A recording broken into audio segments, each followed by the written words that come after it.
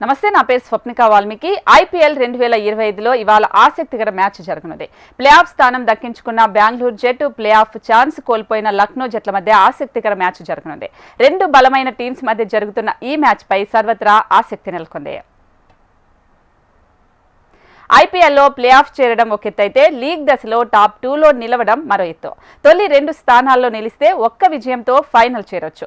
ఒక్క మ్యాచ్ ఓడినా ఫైనల్ చేరేందుకు మరో అవకాశం ఉంటుంది. అందుకే ఇప్పుడు ప్లే ఆఫ్ చేరిన జట్టులన్నీ లక్ష్యం కూడా టాప్ 2లో నిలవడమే. ప్రస్తుతం పాయింట్ల పట్టికలో 3వ స్థానంలో ఉన్న రాయల్ ఛాలెంజర్స్ బెంగళూరు టాప్ 2 స్థానాన్ని దక్కించుకోవడానికి ఈ మ్యాచ్ గెలవడం తప్పనిసరి. దీంతో ఈ మ్యాచ్ కీలకంగా మారింది. ఎలాగైనా ఈ మ్యాచ్ గెలిచి టాప్ 2లోకి చేరాలని బెంగళూరు భావిస్తోంది. మరోవైపు ఇప్పటికే ప్లే ఆఫ్స్ లో స్థానం కోల్పోయిన లక్నో జట్టు స్వేచ్ఛగా ఆడుతోంది. ఈ మ్యాచ్ గెలిచి పరువు దక్కించుకోవాలని అనుకుంటోంది. దీంతో ఈ మ్యాచ్ క్రికెట్ అభిమానులకు టైమింగ్ మ్యాచ్ గా మారిపోయింది.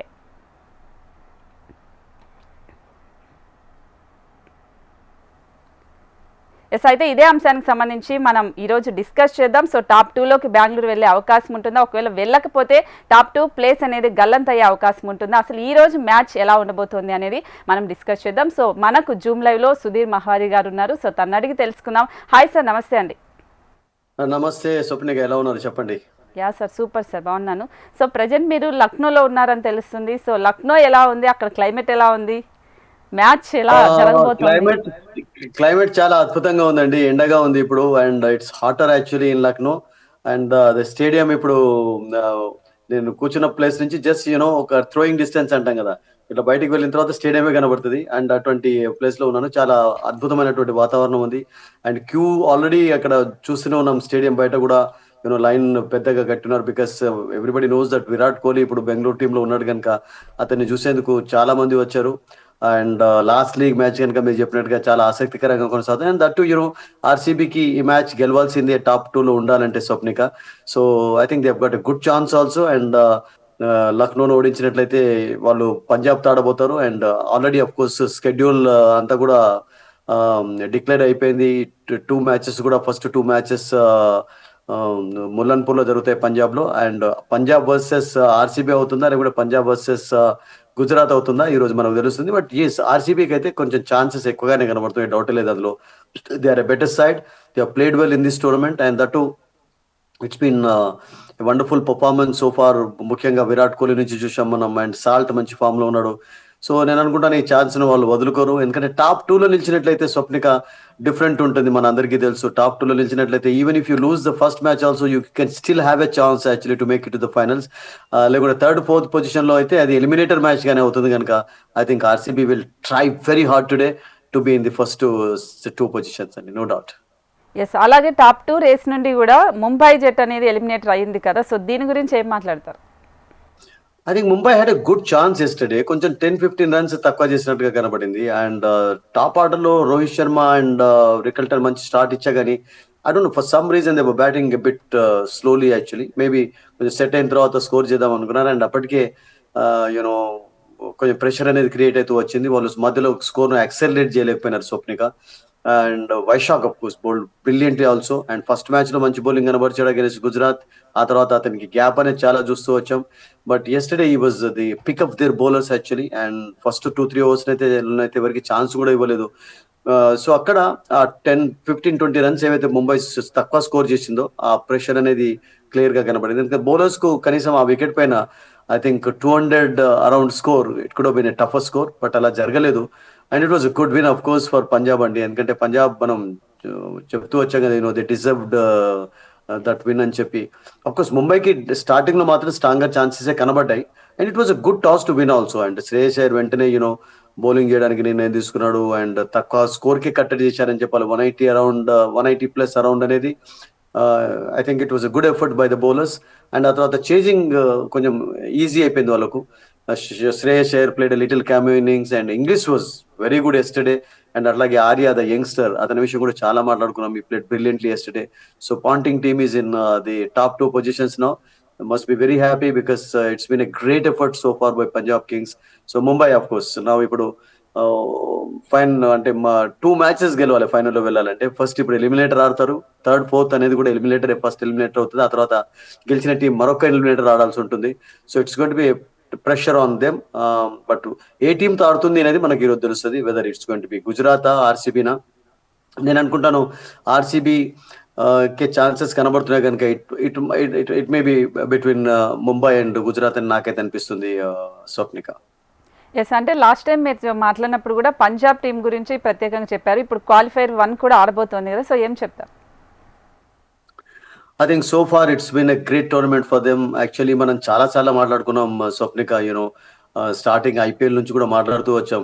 ముఖ్యంగా దేర్ స్టార్టింగ్ వాజ్ ఎక్సలెంట్ అండి. 243 hours I think they scored against Gujarat in the first match. ఆ తర్వాత వాళ్ళని కట్టడి కూడా చేశారు 230+ అరౌండ్ కు. అండ్ అప్పటి నుంచి they didn't look back. Actually కొంచెం మధ్యలో ఆఫ్ కోర్స్ తడబడ్డారు.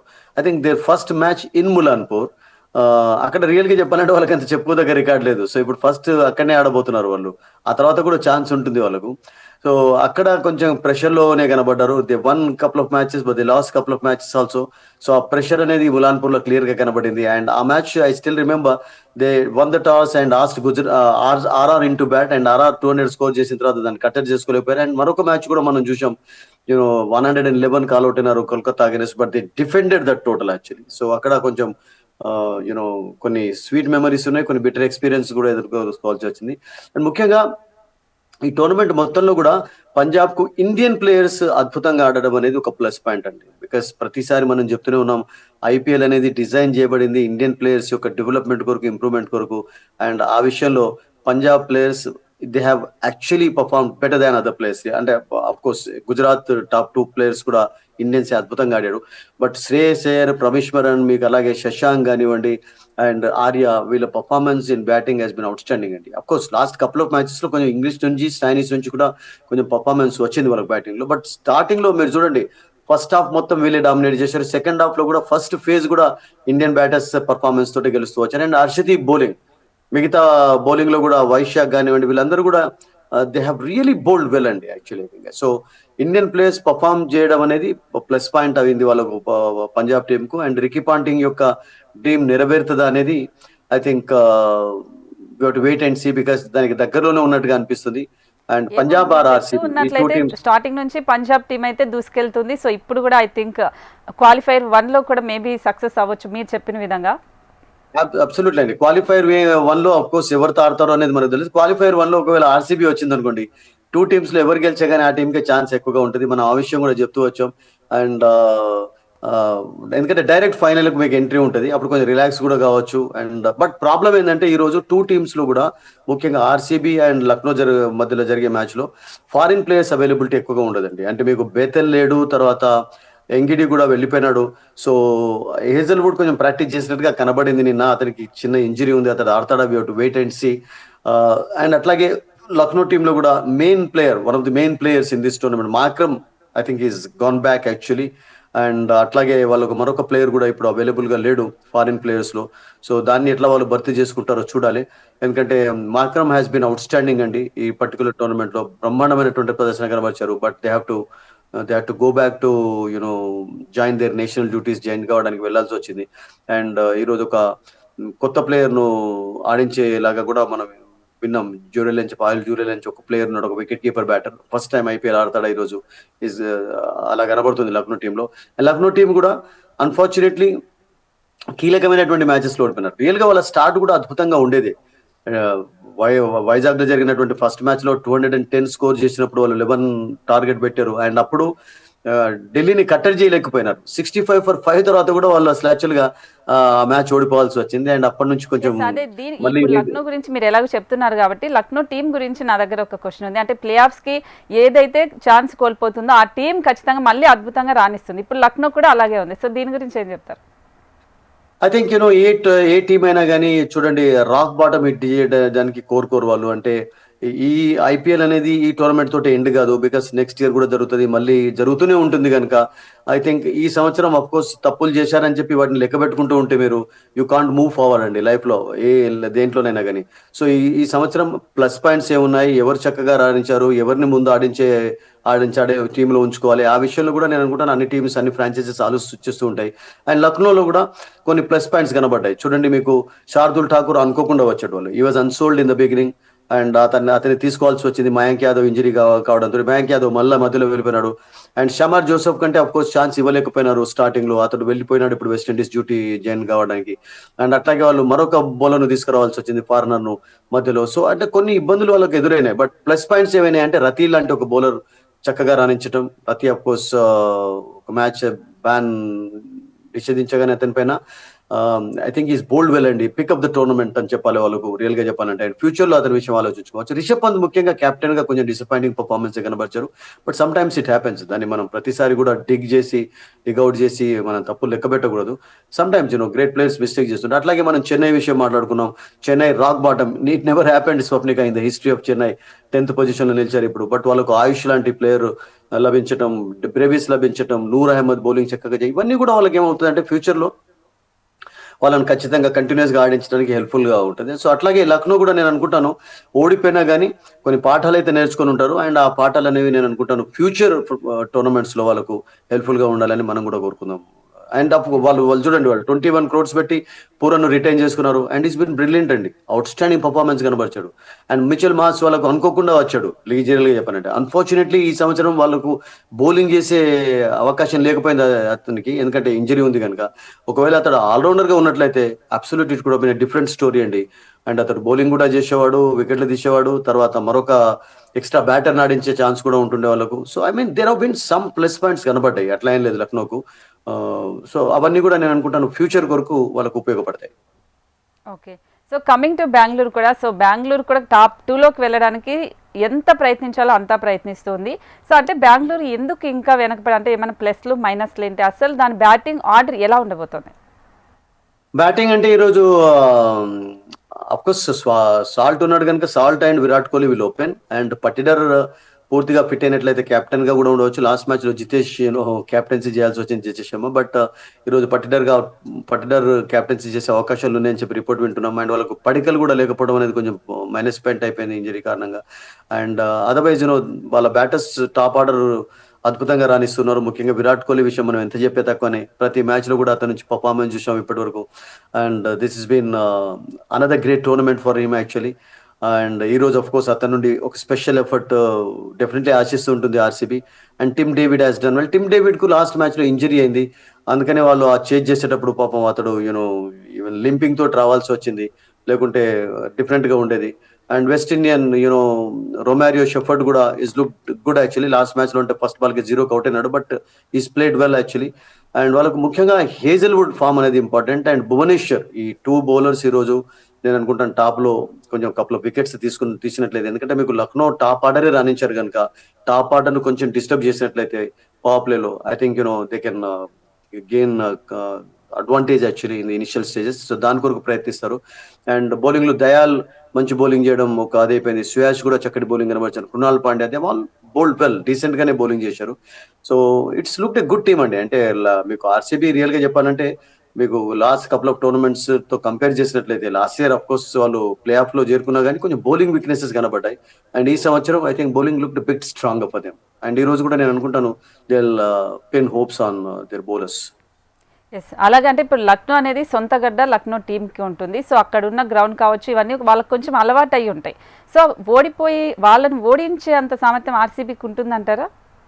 ఇప్పుడు ఆర్సీబీ కూడా ఒక రకంగా చెప్పాలంటే సెకండ్ హోమ్ లాగానే అయిపోయింది. Because when the match was shifted, last match Sunrisers Hyderabad against match బెంగళూరులో జరగాలి 23rd కి. అది ఇక్కడికి ఎప్పుడైతే షిఫ్ట్ అయిపోయిందో స్వప్నిక, ఆ తర్వాత వాళ్ళకు కూడా ఇది సెకండ్ హోమ్ లాగానే ట్రీట్ చేస్తున్నారు వాళ్ళకు. సో అవుట్ సైడ్ రికార్డ్ వాళ్ళది 6 ఉన్నాయి ఇప్పటి వరకు. అండ్ లక్నో మీరు అన్నట్టుగా ఎక్కువ మ్యాచెస్ ఆడారు కనుక వాళ్ళకి అఫ్ కోర్స్ కొంచెం అడ్వాంటేజ్ అనేది ఉంటుంది. బట్ ఆర్సీబీ కూడా లాస్ట్ 4-5 days నుంచి ఇక్కడనే ఉన్నారు, వాతావరణానికి అలవాటు పడ్డారు. They played couple of matches also here. I don't think it's going to B new for them also. So అట్లా వాళ్ళకు కూడా ఏం కొత్త కాదు కనుక నేను అనుకుంటాను ఒక మంచి అవకాశాన్ని అయితే పొందున్నారు వాళ్ళు కూడా. So batting first batting second అనేది of course that will be decided by the captains. But last time వాళ్ళు చూశారు కదా, మీరు చేసిన మిస్టేక్ ఏంటంటే ఒక మంచి బ్యాటింగ్ వికెట్ పైన జితేష్ టాస్ గెలిచి సన్ రైజర్స్ ను బ్యాటింగ్ చేయమని కోరడం. ఈవెన్ కోల్కతా కెప్టెన్ అసలు యాక్చువల్గా టాస్ ఓడిపోయిన తర్వాత అన్నది ఏంటంటే నిన్న ఢిల్లీలో మేము బౌలింగ్ చేసేవాళ్ళం అన్నారు. బౌలింగ్ చేసినట్లయితే what would have happened, same would have happened. ఆ ఎస్ఆర్హెచ్ ఎప్పుడు కూడా బ్యాటింగ్ స్ట్రెంత్ ఉన్నటువంటి టీం, అండ్ లాస్ట్ 2-3 మ్యాచెస్ లో వాళ్ళ బ్యాటర్సే వాళ్ళకు మ్యాచెస్ గెలిపించారండి. లాస్ట్ మ్యాచ్ లో 278, ఇక్కడ కూడా ఆర్సీబీతో ఆడినప్పుడు వాళ్ళు 230 స్కోర్ చేయడం చూసాం. సో ఐ థింక్ యూనో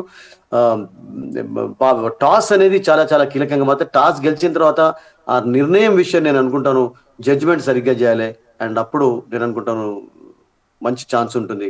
నిన్న చూడండి, నిన్న రియల్ గా చెప్పాలంటే జైపూర్ లో కొంచెం కండిషన్స్ స్లోగా ఉండడం తోటి శ్రేయస్ అయ్యర్ టాస్ గెలిచి వెంటనే బౌలింగ్ తీసుకున్నాడు. అండ్ హార్దిక్ పాండ్యా ఏమన్నాడంటే ఇట్ వాస్ 50-50 ఫర్ అవాజ్ అన్నారు. అంటే అతనికి కూడా ఖచ్చితంగా కాన్ఫిడెన్స్ లేదు బ్యాటింగ్ చేయాలన్నా బౌలింగ్ చేయాలని చెప్పి. సో టాస్ గెలవడం ఎంత ఇంపార్టెంట్, టాస్ గెలిచిన తర్వాత జడ్జి చేయడం కండిషన్స్ కూడా అంతే ఇంపార్టెంట్. అండ్ ఆ విషయంలో నేను అనుకుంటాను RCB captain whether it's going to be Jitesh today or Patidar, they should not make that error first of all Swapnika. అప్పుడు ఛాన్సెస్ ఎక్కువగా ఉంటాయి. ఎస్, అంటే నిన్న మ్యాచ్ కూడా మనం చూస్తే ముంబై చాలా గట్టిగా ప్రయత్నించింది కానీ ఓడిపోవాల్సి వచ్చింది. రీజన్ ఏమంటారు? రీజన్ 15-20 రన్స్ తక్కువ ఉండడం అండి. 15 రన్స్ ఉన్నట్లయితే డిఫరెంట్ గా ఉండేది. బికాస్ 18.3 ఓవర్స్ వరకు వాళ్ళు ట్రాక్ చేసుకుంటూ వచ్చారు. అండ్ సూర్యకుమార్ యాదవ్ కూడా కొంచెం వికెట్లు రెగ్యులర్ ఇంటర్వెల్స్ లో కోల్పోవడం తోటి ప్రెషర్ లోనే కనబడ్డాడు.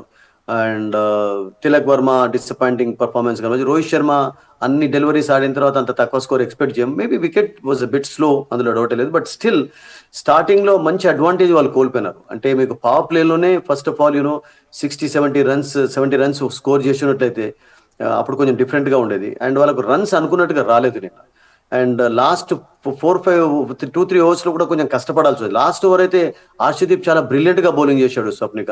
అసలు యాక్చువల్గా లాస్ట్ ఓవర్ లో 3 రన్స్ వచ్చాయి. ఆ 3 రన్స్ దగ్గర కనీసం ఒక 15-16 రన్స్ వచ్చినట్లయితే డిఫరెంట్. ఎప్పుడు కూడా గుర్తుంచుంటుంది 180 ప్లస్ చేజ్ చేయడం, 190 ప్లస్ చేజ్ చేయడం, 200 చేజ్ చేయడం అనేది డెఫినెట్లీ డిఫరెన్స్ అనేది మనకు కనబడుతుంటుంది. సో అక్కడ నేను అనుకుంటాను వాళ్ళు కొంచెం స్కోర్ చేయలేకపోయినారు. అండ్ ఆ తర్వాత ఎస్ సుధీర్ గారు, అంటే ఫైనల్ గా చెప్పండి, ఈ రోజు మ్యాచ్ లో ఆర్సీబీ అలాగే లక్నో ఈ రెండింటిలో ఏది గెలిచే అవకాశం ఎక్కువగా ఉందంటారు? ఆర్సీబీకే ఉన్నాయని నాకు అనిపిస్తుంది Swapnika. I think it's going to B Punjab versus RCB అన్నటువంటి ఒక ఫీలింగ్ అయితే నాకు కలుగుతుంది.